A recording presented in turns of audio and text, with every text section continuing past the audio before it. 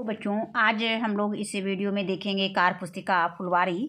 ये कक्षा 4 की हिंदी की पुस्तक है। तो इसमें आज हम लोग देखेंगे बाल गंगाधर तिलक। इसके पहले हम लोगों ने पाठ 10 तक के कार्य पुस्तिका के हल देख चुके हैं। इसकी वीडियो इसमें अपलोड हो चुकी है। तो इसमें बाल गंगाधर तिलक, इसमें पहला शब्द है कि शब्दों को स्त्रीलिंग में बदलिए। तो यहाँ पे पुल्लिंग शब्द दिया गया है, इसे हमें स्त्रीलिंग में लिखना है। अध्यापक का स्त्रीलिंग हो जाएगा अध्यापिका, इसमें उदाहरण के लिए दिया गया है। उसी तरह से हम छात्र का छात्रा लिख सकते हैं, पुत्र का पुत्री, और पुरुष का स्त्रीलिंग हो जाएगा स्त्री। इसके बाद दूसरा प्रश्न है कि शुद्ध उच्चारण लिखिए। अशुद्ध और शुद्ध दिया गया है, जैसे ये दिया गया है आश्चर्य का अशुद्ध शब्द दिया गया है, इसको हम आश्चर्य शुद्ध लिखे हुए हैं। इसमें कुशाग्र लिखा है तो इसका शुद्ध शब्द कुशाग्र हो जाएगा। राष्ट्रीय का शुद्ध शब्द राष्ट्रीय हो जाएगा। संघर्ष है तो इसका संघर्ष हो जाएगा। आकर्षित है तो इसका आकर्षित हो जाएगा। इसका रुष्ट है तो रुष्ट हो जाएगा। अब इसी के आगे अगला प्रश्न है, प्रश्न संख्या 3 कि निम्नलिखित शब्दों में ता लगाकर शब्द बनाइए और अपने वाक्यों में प्रयोग कीजिए। तो निर्धन, निर्धन का नया शब्द ता लगाने पर निर्धनता हो जाएगा। इसका वाक्य प्रयोग निर्धनता जीवन के लिए अभिशाप है। इसके बाद है स्वतंत्र, तो यहाँ पे इसमें ता लगाने पर स्वतंत्रता हो जाएगा। स्वतंत्रता दिवस राष्ट्रीय पर्व है।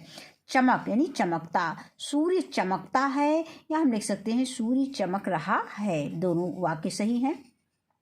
आगे आता है अध्ययनशील यानी अध्ययनशीलता। अध्ययनशीलता छात्रों का गुण है। और इसके बाद है तल्लीन यानी तल्लीनता, ता लगाने पर हो जाएगा तल्लीनता। बच्चे कहानी तल्लीनता से सुनते हैं। और आगे आता है राष्ट्रीय, राष्ट्रीय का हो जाएगा ता लगाने पर राष्ट्रीयता। भारतीय हमारी राष्ट्रीयता है। इसके बाद है प्रश्न संख्या 4 सही कथन के सामने सही तथा गलत के सामने गलत का निशान लगाइए।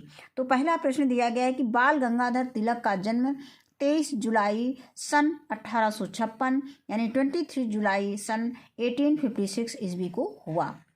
तो ये वाक्य बिल्कुल सही है, तो इसमें हम सही का निशान लगा देंगे। दूसरा है तिलक मंद बुद्धि बालक थे, तो ये गलत है, यहाँ पे गलत क्रॉस लगा देंगे। अगला आता है बाल गंगाधर तिलक का विवाह सत्यभामा बाई से हुआ, तो ये बिल्कुल सही है, इसमें सही का निशान लगा देंगे। अगला इसमें वाक्य दिया गया है, कथन दिया गया है कि तिलक ने विधवा विवाह एवं महिला शिक्षा पर विशेष जोर दिया। ये वाक्य बिल्कुल सही है, यानी ये कथन बिल्कुल सही है, इसमें हम सही का निशान लगा देंगे।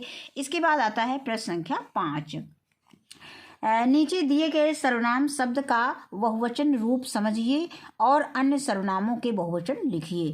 पहला इसमें दिया गया जैसे कि सर्वनाम शब्द है, बहुवचन शब्द है वह, वह का बहुवचन हो जाएगा वे, यह का ये, उसका का बहुवचन उनका, और उसके का बहुवचन उनके, और मेरा का बहुवचन हमारा, और किसका का बहुवचन किनका, इसका का बहुवचन इनका। अब अगला प्रश्न आता है प्रश्न संख्या 6 रिक्त स्थानों की पूर्ति कीजिए। बाल गंगाधर तिलक का जन्म महाराष्ट्र के तो यहाँ पे हो जाएगा कोंकण जिले के रत्नागिरी नामक स्थान में हुआ था। रत्नागिरी नामक स्थान में हुआ था, सॉरी। इसको हम किताब से कहानी को पढ़ेंगे और उसी से हमने इसको लिखा है, उसी से हम इसको पूरा कर देंगे। फिर आता है प्रश्न संख्या खा, वो खंड खा दिया गया है तिलक कुशाग्र यानी इसमें लिख जाएगा बुद्ध के बालक थे। अगर आता है तिलक शिक्षा को स्वतंत्रता का आधार मानते थे। आगे है घा, तिलक ने जेल में 3 पुस्तकों गीता रहस्य, ओरियन, और नंबर 3 क्या है आर्कटिक होम इन की रचना की। तो ये तीनों पुस्तकों का नाम हम लिख देंगे। इसके बाद आता है प्रश्न संख्या 7 लोकमान्य तिलक के जीवन से जुड़े रोचक प्रसंग लिखें। तो यहाँ पे हम और भी जो प्रसंग, अगर हमें कोई प्रसंग अच्छा सा मिल जाता है तो उसको हम इसमें शामिल कर लेंगे। यहाँ पे हम कुछ प्रसंग दिए हैं, जैसे पहला है कि स्वराज मेरा जन्मसिद्ध अधिकार है और मैं इसे लेकर रहूँगा। अगला आता है दूसरा कि आपका लक्ष्य किसी जादू से पूरा नहीं होगा बल्कि आपको ही अपना लक्ष्य प्राप्त करना पड़ेगा, यानी लक्ष्य को प्राप्त करने के लिए कोई जादू काम नहीं करेगा। अगर कोई भी लक्ष्य आप चुनते हैं तो आपको स्वयं उस लक्ष्य को प्राप्त करना होगा, उसके लिए कड़ी मेहनत करनी होगी।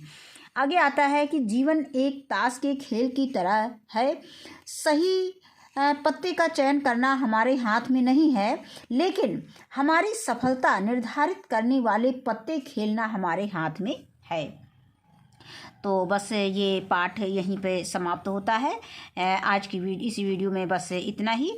वीडियो देखने के लिए बहुत बहुत धन्यवाद।